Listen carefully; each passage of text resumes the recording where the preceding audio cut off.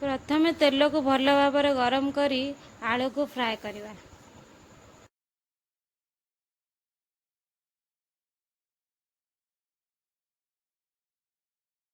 तापर आलू को फ्राए होगापाई किसी समय छाड़ीदवा।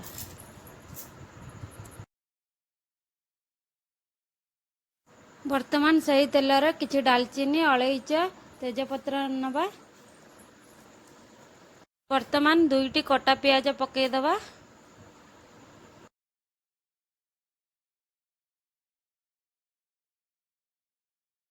तापर किछि लंका नहीं पकईदवा।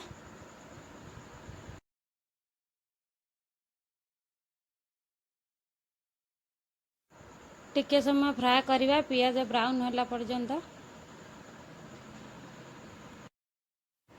किछि काश्मीर लाल मिर्चा ऐड करवा।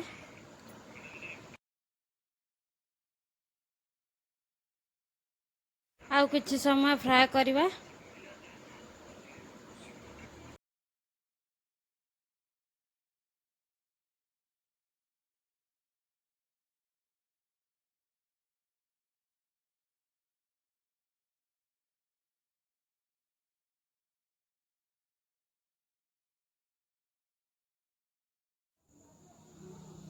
तापर स्वाद अनुसार किछि लूण पकेइबा।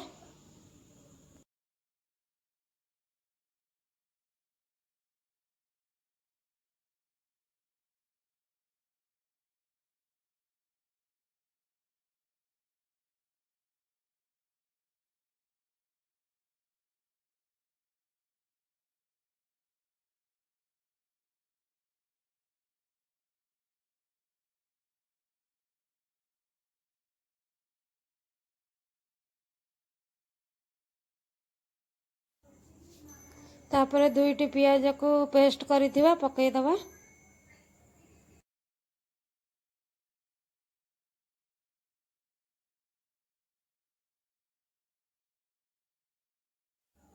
एबे किछि पानी दे मसाला को टिके कसिबा। तापर हळदी गुंड किछि नबा।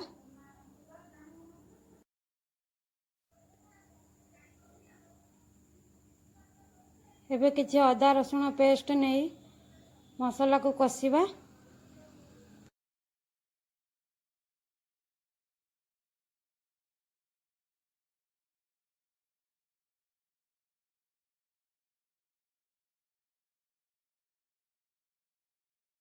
एबे किछि धनिया पाउडर जीरा गुंड टिके पकेइबा। पुणी मसाला कसिबा पई टिके समय छाड़ीदबा।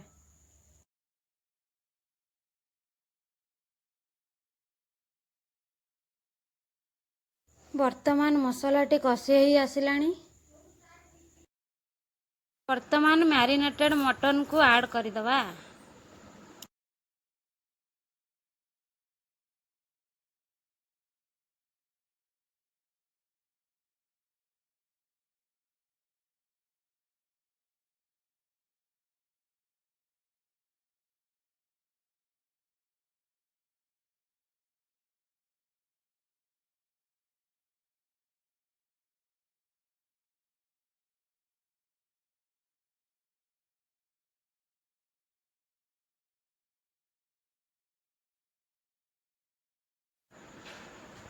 एबे मटन को सिझिबा पई किछि समय छाड़ीदबा।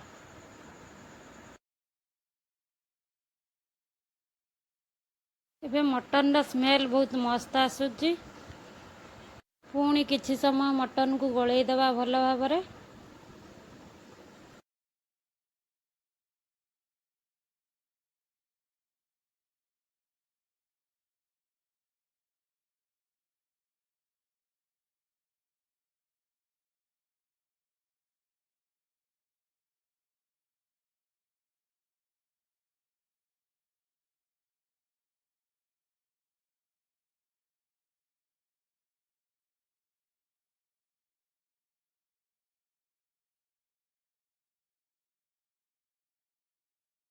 एबे मटन टी हेई आसिलाणी। तार स्मेल भी बहुत मस्त आसुची। ता सहित माटी हांडी रा भी स्मेलटा मस्त आसुची।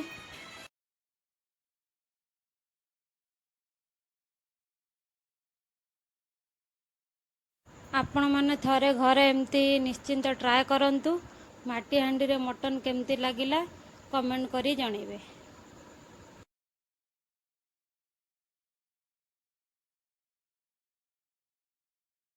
आहुरी भल भल वीडियो पाई मो चैनल को सब्सक्राइब करंतु, लाइक करंतु आ वीडियो गुडी को शेयर करंतु।